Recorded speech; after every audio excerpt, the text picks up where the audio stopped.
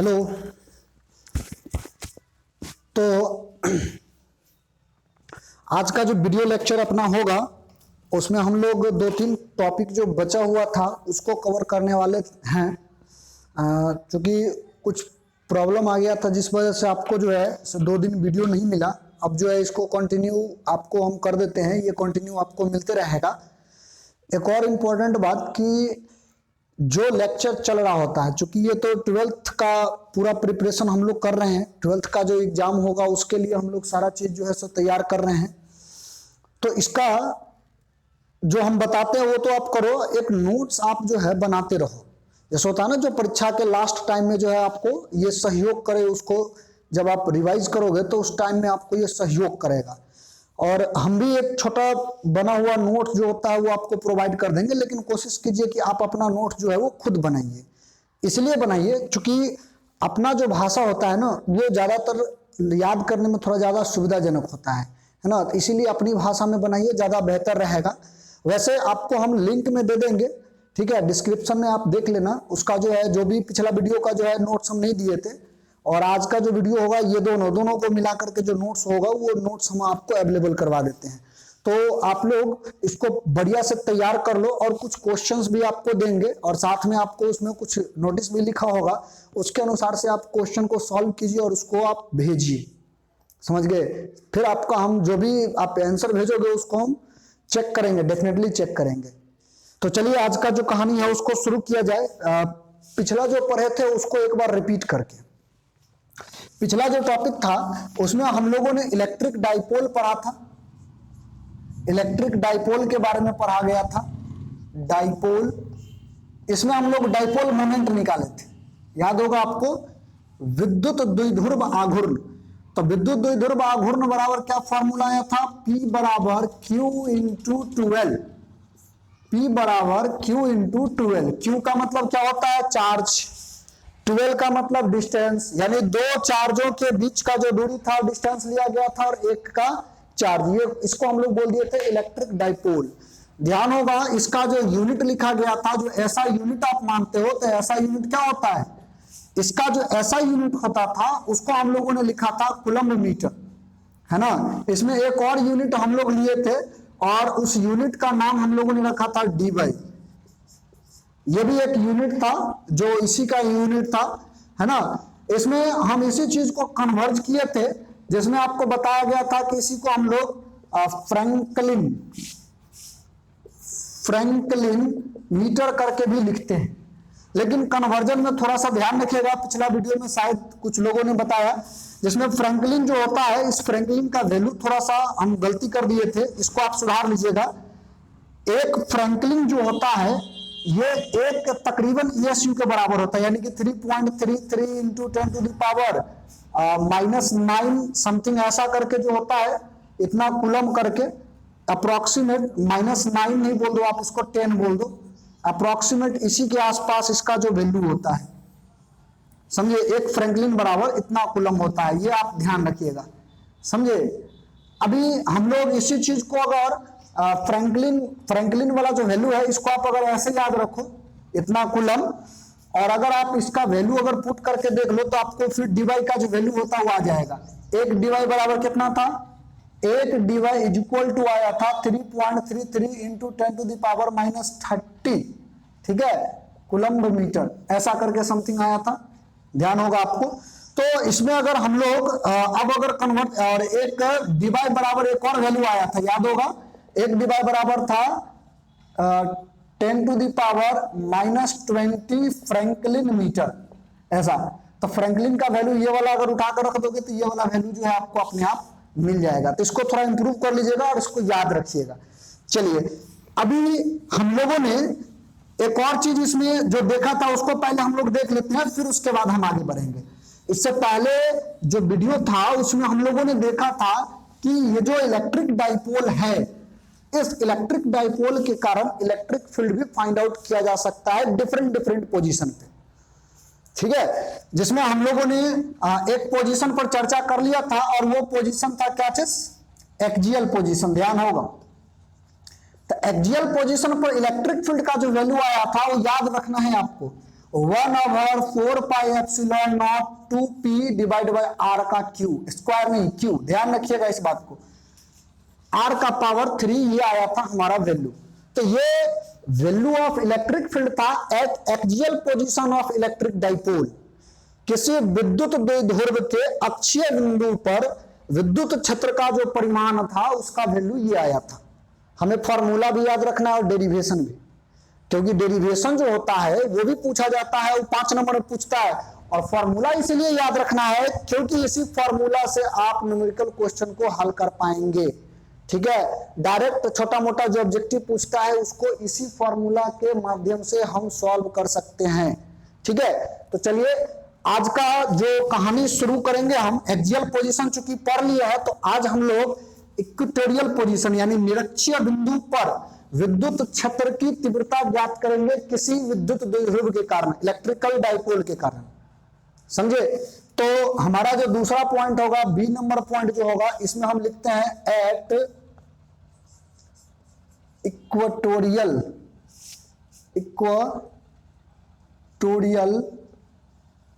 या इक्वेटोरियल भी लोग इसको पढ़ते हैं, इक्वेटोरियल पोजीशन। इक्वेटोरियल पोजीशन माने निरक्षीय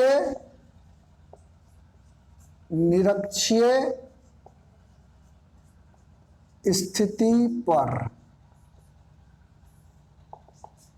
तो निरक्षीय स्थिति किसको मानोगे?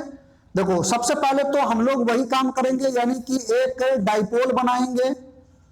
एक डाइपोल हम लोग पहले बनाएंगे, एक माइनस क्यू चार्ज है, इसको हम प्लस क्यू चार्ज के साथ रखते हैं थोड़ा सा दूरी पर। और ये दूरी आपको याद होगा हम लोगों ने क्या माना था, ये दूरी 12 माना था।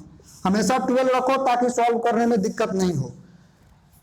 इसके मिडिल वाला जो पॉइंट होता है, इस मिडिल से अगर ठीक ऊपर या ठीक नीचे अगर आप चले जाओ तो इसी पॉइंट को हम लोग किसी भी, इस लाइन पर किसी भी पॉइंट को या नीचे वाला किसी भी पॉइंट को हम लोग बोल देंगे इक्वेटोरियल पोजीशन यानी निरक्षीय स्थिति। तो हम ऊपर वाला एक पॉइंट ले लेते हैं यहां पर P, और इसी पॉइंट पर अपने को निकालना है इलेक्ट्रिक फील्ड इंटेंसिटी, विद्युत क्षेत्र तीव्रता निकालना है। और अभी जो हमें पॉइंट मिला है इसको अगर हम इसका डिस्टेंस बोल दे कि मिडिल से दिया हुआ रहे R, तो अब आपको सॉल्व करने में थोड़ा सुविधा होगा। इलेक्ट्रिक फील्ड फिर से वही काम करना है, दोनों चार्ज की वजह से जो इलेक्ट्रिक फील्ड यहां पर होगा वो निकाल देना है। चूंकि दोनों चार्ज अपोजिट नेचर का है तो दोनों चार्ज की वजह से जो इलेक्ट्रिक फील्ड का डायरेक्शन होगा वो अलग अलग आएगा। अपने को नेट इलेक्ट्रिक फील्ड निकाल देना है, वो अपना सॉल्यूशन हो जाएगा।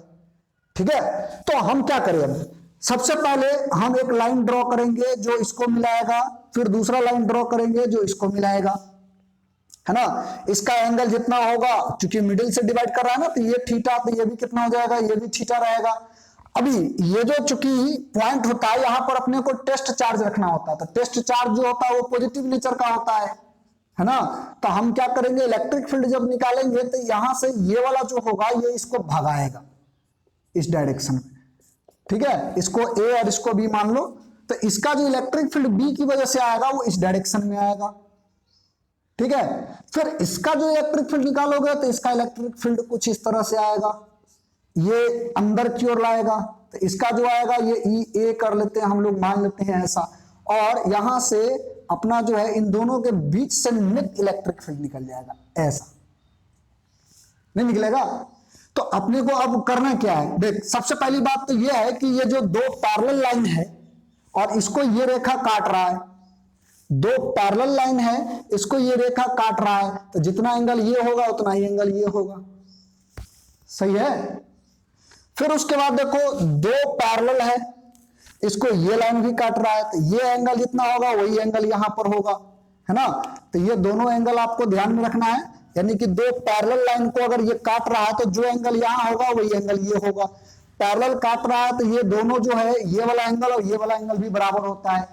तो अब करें क्या, अब इन दोनों इलेक्ट्रिक फील्ड का कंपोनेंट निकाल दें। क्योंकि नेट वैल्यू चाहिए तो नेट जो निकलेगा वो तो 20 से निकलेगा। एक तरीका और भी है कि इसको 2 थीटा मान लो और वो जो आपका जो फॉर्मूला होता है वेक्टर एडिशन वाला उस पर लगा के बना दो, है ना। उससे भी ये सिंपल है, इसको भी अगर दो कंपोनेंट में बांट दो तो और बढ़िया। वैसे आपका मर्जी जैसे भी सॉल्व करो, लेकिन हम एक मेथड बताते हैं जिसमें कंपोनेंट को तोड़ेंगे। ठीक है, इसका एक कंपोनेंट जो आएगा, एक चूंकि थीटा वाला लाइन पर है तो इस पर जब आएगा तो इसका एक कंपोनेंट साइन कॉस के साथ आएगा, तो ई बी कॉस थीटा, इसका एक कंपोनेंट इस पर आया और दूसरा कंपोनेंट थोड़ा दिखेगा नहीं लेकिन फिर भी हम इसको ड्रॉ कर देते हैं, यहां पर लिख देते हैं, यहां से आ जाएगा क्या चीज, ई बी साइन थीटा, ठीक है, क्योंकि इसका थीटा का अपोजिट वाला पार्ट ले रहे हो। अब इसका लो कंपोनेंट, तो इसका एक कंपोनेंट इस लाइन पर आएगा, दूसरा कंपोनेंट इस लाइन पर आएगा, तो थीटा के साथ वाला जो कंपोनेंट होगा इसको बोल देंगे हम लोग ई ए कॉस थीटा, और थीटा के अपोजिट वाला जो कंपोनेंट इस लाइन पर आएगा इसको बोलेंगे ई ए साइन थीटा, ठीक है। अब क्या करें, अब हमें नेट वैल्यू निकालने में सुविधा होगा, क्योंकि दो वैल्यू तो इसी पर आ गया, एक वैल्यू ऊपर गया एक वैल्यू नीचे आया, और आपको पता है कि यहां से और यहां से दोनों साइड से इस पॉइंट का डिस्टेंस बराबर है, क्योंकि ये r है और ये दोनों बटेगा l और l के रूप में, अगर इसको o मान लो तो ये l और l के रूप में बटेगा। तो बताइए यहां से ये दूरी जो आएगा कितना आएगा, r square plus l square आएगा ना, ये कर्ण हो जाएगा, है ना। सिमिलरली इसका भी डिस्टेंस तो वही रहेगा, r square plus l square हो जाएगा ना। तो जाहिर सी बात है कि इलेक्ट्रिक फील्ड यहां से और यहां से जो आएगा, जो भी वैल्यू यहां पर इंस्टेंट जो होगा उसका वैल्यू इक्वल होगा, यानी कि ई बी और ई ए का जो वैल्यू होगा वो बराबर होगा, बात समझ रहे हैं ना। और चूंकि एंगल भी बराबर है, तो जब ये दोनों एंगल भी बराबर है, ई बी और ई ए का वैल्यू भी बराबर है, तो ऊपर का कंपोनेंट और नीचे का कंपोनेंट यानी ई बी साइन थीटा और ई ए साइन थीटा, ये दोनों भी आपस में इक्वल होंगे लेकिन एक दूसरे का अपोजिट डायरेक्शन में। तो क्या करेगा, ये दोनों एक दूसरे को कैंसिल आउट कर देंगे, बात समझ रहे हैं ना। तो दोनों एक दूसरे को क्या करेंगे, कैंसिल आउट कर देंगे। तो हमें अब इलेक्ट्रिक फील्ड निकालना है सिर्फ इसी दोनों कंपोनेंट, माने इसका एक कंपोनेंट और एक इसका कंपोनेंट, इसी दोनों की वजह से निकालना है, और दोनों सेम डायरेक्शन में चल रहे हैं तो डायरेक्ट क्या करेंगे, दोनों को ऐड कर देंगे, डायरेक्ट ऐड कर देंगे, हो गया अपना काम खत्म। तो अभी करना क्या है, अब पहले तो आपको माना कि जाना कि जो लिखते हो वो लिख लेना, ठीक है। Let us suppose A B is an electrical dipole, है ना, having electrical dipole moment something, जैसे Q इंटू 2L ऐसे करके जो लिखते हैं, वो आपको पीडीएफ जो मिलेगा उसमें देख लेना, उसमें हम लोग जैसे लिखते हैं वैसे अपना मर्जी से लिखना ज्यादा अच्छा रहेगा, जो आपको दिख रहा है यही चीज आप लिख दो यहाँ पे, ठीक है। तो एक तो वो लिख देना है, उसके बाद आपको इलेक्ट्रिक फील्ड निकालना है ना। अब इलेक्ट्रिक फील्ड इंटेंसिटी निकालना है, इलेक्ट्रिक फील्ड इंटेंसिटी, विद्युत क्षेत्र तीव्रता, विद्युत क्षेत्र तीव्रता।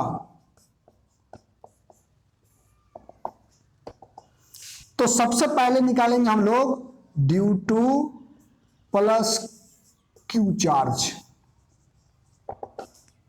पहले प्लस क्यू चार्ज के कारण इलेक्ट्रिक फील्ड इंटेंसिटी निकालो। तो प्लस क्यू चार्ज यहां पर है, और इलेक्ट्रिक फील्ड इंटेंसिटी यानी विद्युत क्षेत्र तीव्रता के लिए फॉर्मूला क्या होता है भाई, E is equal to 1/4πε0 charge. तो चार्ज कितना दे रखा है, Q, और दूरी का स्क्वायर, यहां से यहां तक का जो दूरी होगा उसका स्क्वायर, तो यहां से यहां तक का दूरी यही है ना, तो यहां से रख लो आप root under R square plus L square, इसका होल स्क्वायर, तो फॉर्मूला में आ गया अपना। और चूंकि ये बी पॉइंट पर है इसीलिए इसको बी नाम डाल दे तो ज्यादा अच्छा रहेगा।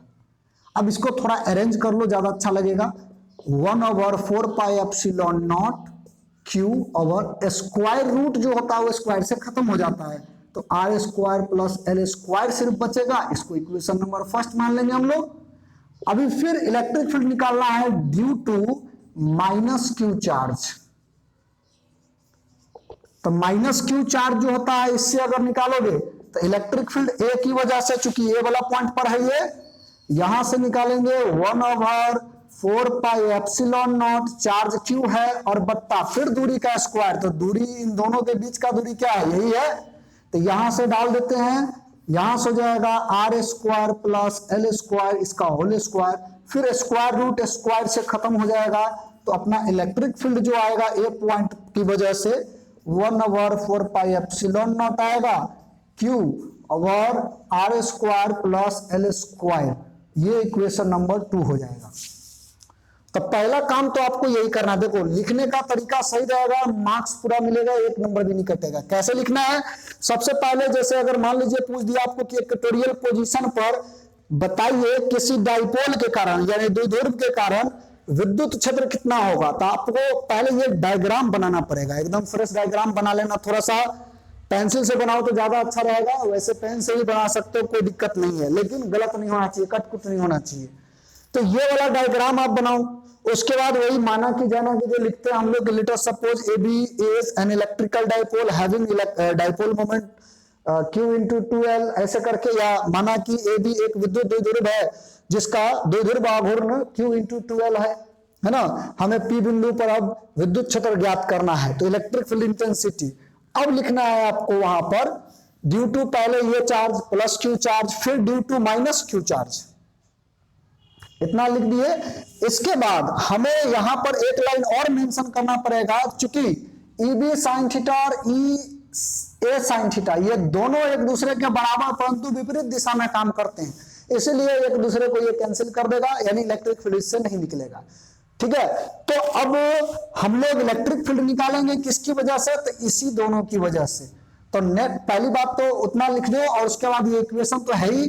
अब हमें करना क्या है, चूंकि नेट इलेक्ट्रिक फील्ड का डायरेक्शन यही है ना, तो नेट इलेक्ट्रिक फील्ड का डायरेक्शन जब यही है तो हम इन दोनों को क्या करेंगे, ऐड कर देंगे। तो इसको हम पहले मिटाते हैं, उसके बाद उस दोनों को ऐड करने के बाद जो इलेक्ट्रिक फील्ड का वैल्यू आएगा इक्वेशन 1 और 2 ये दोनों से उठा करके हम लोग वहां पर रख देंगे, तो पूरा वैल्यू निकल जाएगा।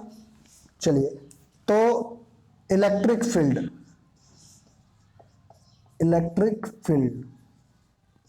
निकालना है। अब इलेक्ट्रिक फील्ड कैसे निकाले, तो नेट जो इलेक्ट्रिक फील्ड होगा ये बराबर हो जाएगा EA cos theta plus EB cos theta. EA cos theta, EA का वैल्यू कितना था, 1/4 pi epsilon not charge over R square plus L square, बस इतना ही था। इक्वेशन 1 2 ऐसे करके उसमें देख लेना आप। फिर उसके बाद है 1/4 pi epsilon not cos theta इसमें रहेगा, यहां से फिर से चार्ज बट्टा क्या था R square plus L square और cos थीटा आ गया। अब क्या करें हम,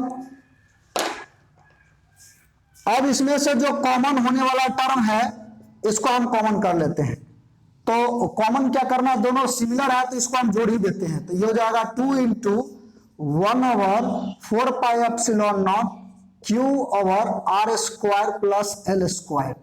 अभी cos थीटा है, तो cos थीटा का वैल्यू हमें चाहिए, क्योंकि थीटा का वैल्यू जो है आपको यहां से लिखना पड़ेगा वो भी डिस्टेंस के फॉर्मेट में। तो cos थीटा बराबर क्या होता है, बेस ओवर हाइपोटेनस, यानी कि आधार बट्टा कर्ण। तो अगर ये थीटा है तो इसको आप आधार मानोगे, ये कर्ण हो गया, तो आधार का वैल्यू लेंथ है और कर्ण का वैल्यू ये है, तो हम यहां से रख देंगे cos थीटा का वैल्यू L बट्टा root under R square plus L square. सही है। अब नेट वैल्यू निकालो, तो नेट वैल्यू कैसे निकलेगा, यहां से पहले तो कैलकुलेट कर लेते हैं, 2 को उधर मल्टीप्लाई कर दो, तो Q into 2L, ठीक है, यहां से 4 पाई एप्सिलॉन नॉट, देखो R square plus L square यहां पर है, और यहां भी वही R square plus L square, but इसके ऊपर रूट है, तो रूट का मतलब होता है हाफ, और इसका मतलब यहां पर 1 है, तो 1 और हाफ यहां पर, तो बेस अगर सेम हो तो दोनों का पावर क्या होगा, जुट जाएगा। तो जुटेगा तो 1 प्लस हाफ जोड़ोगे तो यहां से बेस तो सेम रखो, खाली ये हो जाएगा रूट, इसका वैल्यू जो हो जाएगा ऊपर में 3/2 हो जाएगा। क्यों होगा, क्योंकि एक और आधा इसको जोड़ोगे तो 1.5 आएगा, और इसको हम ऐसे ही लिखते हैं। तो अब यहां से नेट जो इलेक्ट्रिक फील्ड निकलेगा Q into 2L, इसका वैल्यू क्या होता है, P, माने ये फॉर्मूला के रूप में आ गया, P मतलब डाइपोल मोमेंट, विद्युत द्विध्रुव आघूर्ण, है ना, और ये तो अपना रहेगा ये 1/4 pi epsilon not R square L square, इसका पावर हो जाएगा 3/2। सही है। और अगर आप चाहो तो साइड में लिख लेना, चूंकि द्विध्रुव आघूर्ण बराबर होता है Q into 2L, इसलिए इस फॉर्मूला के जगह, इसके जगह पे हम ये वाला वैल्यू यहां पर पुट कर दिए। है ना। तो अभी अब क्या करना है, तो अब हमें देखना यह है कि अपना ये जो फॉर्मूला है इस फॉर्मूला को और कितना सिंप्लीफाई हम कर सकते हैं। ठीक है, यहां तक मत छोड़ना, नहीं तो फिर मार्क्स नहीं मिलेगा पूरा ढंग से। अभी ऐसे भी देख लो, चूंकि आर जो होता है वो बहुत बड़ा होता है एल के कंपेरिजन में, देन एल स्क्वायर तो और छोटा हो जाएगा, यानी कि टेंडिंग टू जीरो हो जाएगा। तो टेंडिंग टू जीरो हो जाएगा तो नेट अपना जो इलेक्ट्रिक फील्ड का वैल्यू आएगा, देखिए यहां से ये तो पी रहेगा ही 4 पाई एप्सिलॉन नॉट, और ये आर स्क्वायर प्लस ये जीरो हो जाएगा। जीरो क्यों किया, क्योंकि एल स्क्वायर था, एल स्क्वायर जो है वो टेंडिंग टू जीरो तकरीबन जीरो के करीब चला गया, इसलिए वैल्यू को जीरो कर लो। तो जैसे ही इसको अगर आप जीरो करोगे, इसका वैल्यू अगर जीरो के तकरीबन करीब चला जाएगा तो ये तो 1/4 पाई एप्सिलॉन नॉट रहेगा पी ओवर आर स्क्वायर, इसका पावर 3/2, 2 से 2 कैंसिल होगा तो 3 बचेगा। फिर से देखिए फॉर्मूला उसी फॉर्मेट में आया, थोड़ा बदल गया, यानी कि जब एक्सियल पोजीशन लिया गया था तो इसी फॉर्मूला के आगे यहां पर 2 था, अभी 2 नहीं लगा हुआ है, यानी 1/4 pi epsilon naught P over R का पावर 3, ये अपना फॉर्मूला हो गया इलेक्ट्रिक फील्ड का। तो देखिए विद्युत द्विध्रुव के वजह से जो हम लोग विद्युत क्षेत्र का वैल्यू निकालते हैं उसका डेरिवेशन आपसे पूछा जाता है, यानी इस डेरिवेशन को आपको ध्यान में रखना पड़ेगा, बढ़िया से अरेंज करके लिखना पड़ेगा, है ना। तो उम्मीद करते हैं डेरिवेशन आपको ये वाला चीज जो है वो समझ में आया होगा, साथ में आप फॉर्मूला भी याद रखिए। फॉर्मूला अगर याद नहीं रखिएगा तो फिर ये संभव नहीं है। तो चलो इसका तो खैर मैं डिस्क्रिप्शन में लिंक दे देंगे हम, ठीक है, उसको देख लेना तुम लोग। और अब इसके बाद जो अपना नेक्स्ट पॉइंट है वो है कि इलेक्ट्रिक फील्ड फिर से निकालना है, बट एट एनी पोजीशन के लिए कोई फॉर्मूला आना चाहिए, जो भी पोजीशन हो किसी भी एंगल पर रख दो, किसी भी जगह पर रख करके उसके बाद हम इलेक्ट्रिक फील्ड निकालना चाहे तो कैसे निकालेंगे। तो उसी को निकालने के लिए अब हम फॉर्मूला डिराइव कर रहे हैं। पहले तो इतना तक आप अच्छा से प्रिपेयर कर लो, फिर उसके बाद अगला जो है उसको हम देखते हैं।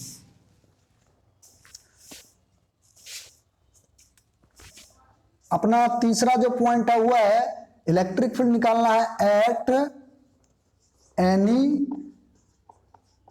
पोजीशन, किसी भी बिंदु पर, किसी भी बिंदु पर।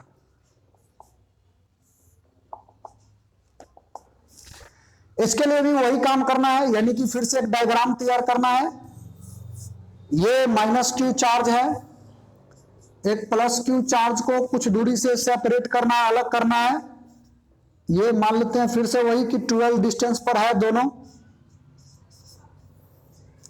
और ये मिडिल पॉइंट है। इस मिडिल पॉइंट से कुछ एंगल मान लो आप, जैसे मान लेते हैं यहां पर कि थीटा एंगल है, इस थीटा एंगल पर जो है यहां पर एक पॉइंट है, कोई भी पॉइंट इसके चारों ओर कहीं भी ले सकते हैं हम। तो इसीलिए ये वाला पॉइंट पर हमको इलेक्ट्रिक फील्ड का वैल्यू निकालना है। तो जो भी फॉर्मूला आएगा वो इस कंडीशन को फुलफिल कर देगा, है ना। तो हम क्या करें अब, देखिए याद होगा इलेक्ट्रिक डाइपोल मोमेंट का जो डायरेक्शन था वो निगेटिव से पॉजिटिव की तरफ था। तो अपना जो इलेक्ट्रिक डाइपोल मोमेंट होगा P, वो ऐसा कुछ होगा, यहां से ऐसे। अगर आप इसका कंपोनेंट बनाओगे तो इसका 2 कंपोनेंट बन जाएगा, इसका 2 कंपोनेंट बन जाएगा। इसको तो आप A और B मान ही लो। अभी इलेक्ट्रिक डाइपोल मोमेंट जो है इसको अगर बनाओगे तो एक कंपोनेंट तो इस लाइन पे जाएगा, दूसरा कंपोनेंट जो होगा वो इस पर चला जाएगा, है ना। तो इस पर जब चला जाएगा तो इसका देखो एक कंपोनेंट जो इधर जाएगा इसको आप मान लो क्या चीज, P cos थीटा मान लो, क्या ये थीटा के साथ है तो cos में आएगा, और थीटा के अपोजिट वाला जो कंपोनेंट होता है ये साइन थीटा में आता है ना। तो हमारा जो डाइपोल मोमेंट है ये 2 ऐसा हम इसलिए कर रहे हैं क्योंकि अभी जो है चार्ज की वजह से इलेक्ट्रिक फील्ड निकालना बड़ा मुश्किल हो जाएगा। लेकिन डाइपोल मोमेंट अगर अपने को पता है तो इसके माध्यम से हम आसानी से इलेक्ट्रिक फील्ड को कैलकुलेट कर सकते हैं, अक्षीय और निरक्षीय बिंदु का जो फॉर्मूला निकाले हैं अभी उसके आधार पर, ठीक है। तो अभी जैसे देखो, तो एक तो आपका जो इलेक्ट्रिक फील्ड जो आएगा वो इधर की ओर चला जाएगा, और दूसरा जो होगा ये परपेंडिकुलर होगा। एक चीज इसमें ध्यान रखिएगा, हमारा जो ये वाला जो पॉइंट है, इस पॉइंट का अगर कोऑर्डिनेट लिखोगे तो ये पोलर कोऑर्डिनेट सिस्टम में आ जाएगा, आर थीटा, यानी कि डिस्टेंस और एंगल के रूप में चला जाएगा। पोलर कोऑर्डिनेट सिस्टम तो यही कहता है। वैसे जरूरी नहीं है यहाँ पर लिखना, लेकिन रिप्रेजेंट करने के लिए हम लिख दिए हैं कि डिस्टेंस, मान लेते हैं ये वाला डिस्टेंस जो है आर है और एंगल थीटा है, इसी के कोऑर्डिनेट के रूप में हम यहाँ लिख दिए। तो एक इलेक्ट्रिक फील्ड जो आएगा वो रेडियल ही आएगा, यानी इधर से रेडियल ही आएगा, और एक जो इलेक्ट्रिक फील्ड होगा वो एंगल की वजह से रहेगा, तो थीटा की वजह से। अब जो इलेक्ट्रिक फील्ड आएगा, नेट इलेक्ट्रिक फील्ड, ये इसके बीच से जाएगा, ये जो नेट फील्ड आएगा वो इसके बीच से जाएगा। हमें यही इलेक्ट्रिक फील्ड चाहिए, यानी कि इसी के लिए फॉर्मूला हमें डिराइव करना है ना। तो फिर आपको वही बात लिखना है। Let us suppose A B is an electrical dipole having dipole moment q into 12, और उसके बाद आप जो भी इसमें देख रहे हो उसको अपनी तरफ से मेंशन कर दो, कोई दिक्कत नहीं है। कम भी लिखोगे तो उससे भी काम चल जाएगा, लेकिन कुछ पॉइंट आपको देख करके, ये फिगर को देख करके लिखने होते हैं। अब यहां से इलेक्ट्रिक फील्ड हमें निकालना है, तो इलेक्ट्रिक फील्ड हम निकालेंगे कैसे? तो देखिए, इलेक्ट्रिक फील्ड निकालने के लिए अब जो है हम दोनों कंपोनेंट का इस्तेमाल करेंगे। एक जो ये कंपोनेंट होगा वो एक्सिस पर ही आ गया, इसलिए एक्सियल, इसको एक्सियल कंपोनेंट भी बोल सकते हो आप। दूसरा कंपोनेंट जो है वो परपेंडिकुलर आ गया, इसलिए इसको हम लोग इक्वेटोरियल कंपोनेंट भी बोल सकते हैं। तो हम यहां पर वही शब्द का इस्तेमाल करते हुए हम यहां वैल्यू निकाल रहे हैं। इलेक्ट्रिक फील्ड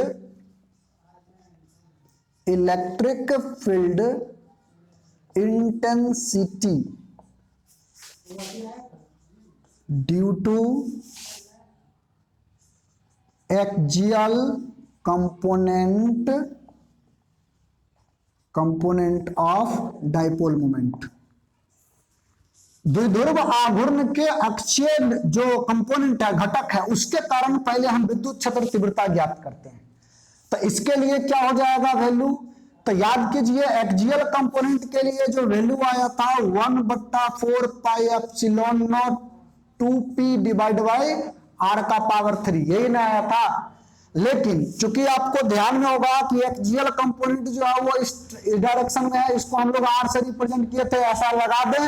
साथ में p के जगह पर p cos थीटा आया है, तो यहां पर भी हम लोग क्या करेंगे, p cos थीटा लगाएंगे। अब इसको इक्वेशन नंबर फर्स्ट मान लेंगे।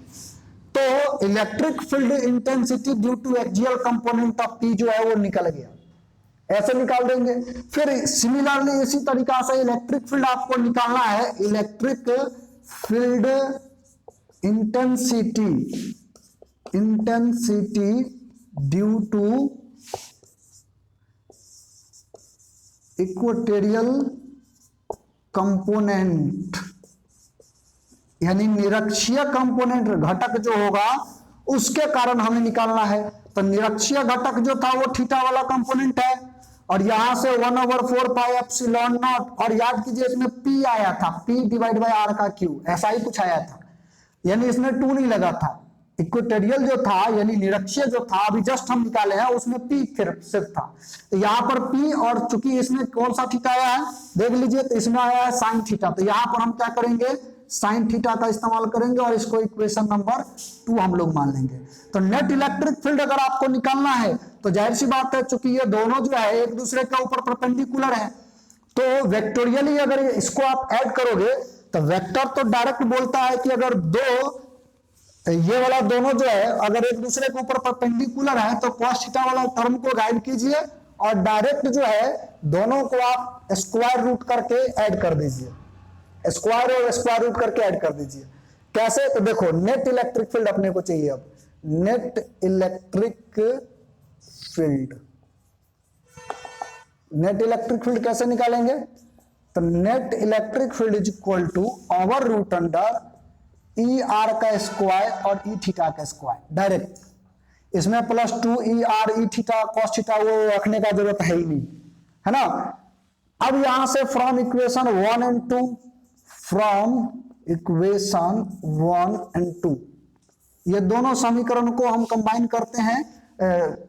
दोनों समीकरण का जो वैल्यू है इसको उठाकर यहां पर रखेंगे, तो नेट जो वैल्यू आएगा, इसका वैल्यू रखोगे तो 1/4 पाई एप्सिलॉन नॉट, ये हो जाएगा 2p cos theta over R का power 3 whole square plus 1/4πε0 p sine theta over R का पावर 3 इसका होल स्क्वायर है ना।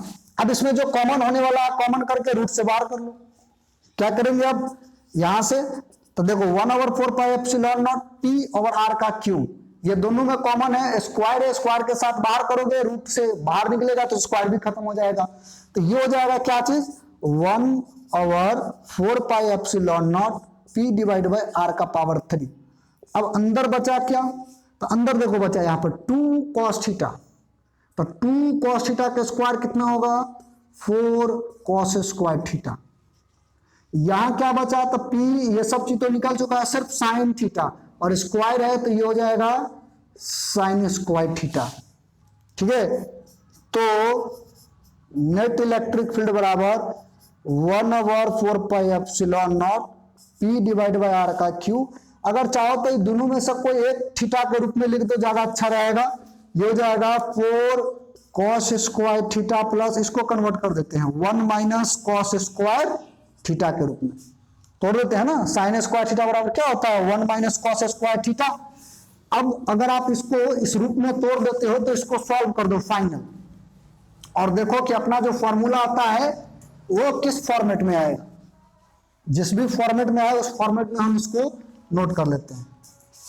कैसे करें, तो इसको अगर ये यहां से देख लो 1 तो रहेगा ही, cos स्क्वायर थीटा यहां पर है, ये जो है आपका 4 cos स्क्वायर थीटा है, तो 4 cos स्क्वायर थीटा में से एक cos स्क्वायर थीटा को अगर माइनस करें तो ये 3 cos स्क्वायर थीटा बच जाएगा। और उसी हिसाब से अगर देखा जाए तो यहां से नेट इलेक्ट्रिक फील्ड बराबर 1/4πε0 तो P ओवर आर का पावर 3 बचेगा ही। यहां से इसको सॉल्व किया जाए तो ये हो जाएगा 1 और प्लस में आ जाएगा 3 cos स्क्वायर थीटा। ये अपना फाइनल फॉर्मूला होगी। अगर इस फॉर्मूला को चेक करना है एक्सियल और इक्वेटोरियल पोजीशन के लिए तो आप चेक करके देख लो, केस फर्स्ट करके आप देख लीजिए। इसमें अगर एक्सियल पोजीशन हम रखें, अगर पोजीशन एक्सियल हो यानी अक्षीय बिंदु हो, अक्षीय स्थिति हो, तो अक्ष पर ही रखना है तो थीटा का वैल्यू कितना रखना पड़ेगा 0 डिग्री।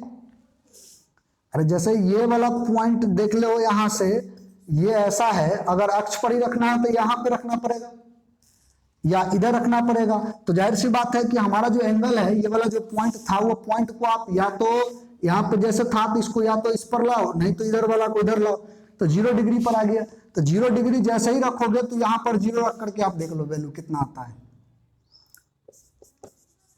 ई नेट बराबर आएगा 1/4πε0 P आर का power 3 √1 plus cos square theta. Theta का वैल्यू कितना 0, 0 का वैल्यू cos 0 का वैल्यू 1, 1 स्क्वायर 1 और 3 3 1 4, यानी कि यहां से जाएगा 4 और 4 का वर्गमूल निकालोगे तो आ जाएगा 2, यानी कि अपना जो एक्सियल पोजीशन पर फॉर्मूला था वो फॉर्मूला फिर वापस आ गया।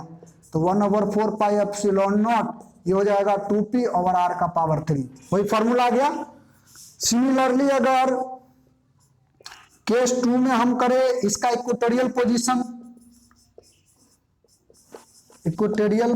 पर अगर ला दें, तो इक्वेटोरियल पोजीशन पर अगर लाओगे तो वहां के लिए भी ये वैलिड है। वहां पर भी अगर रखा जाए तो इक्वेटोरियल पोजीशन मानी थीटा का वैल्यू कितना 90 डिग्री, और थीटा का वैल्यू अगर 90 डिग्री रखा जाए तो 1/4πε0, और ये तो P ओवर आर का पावर 3 है, इसका वैल्यू अगर 90 रखो तो ये 0 हो गया, ये 1 है तो 1 का वर्गमूल 1, यानी कि यही रह जाएगा अपना फॉर्मूला। तो हम लोगों ने जो ये फॉर्मूला निकाला है एनी पोजीशन पर, ये एक तरह से जनरल फॉर्मूला हो गया इलेक्ट्रिक फील्ड के लिए।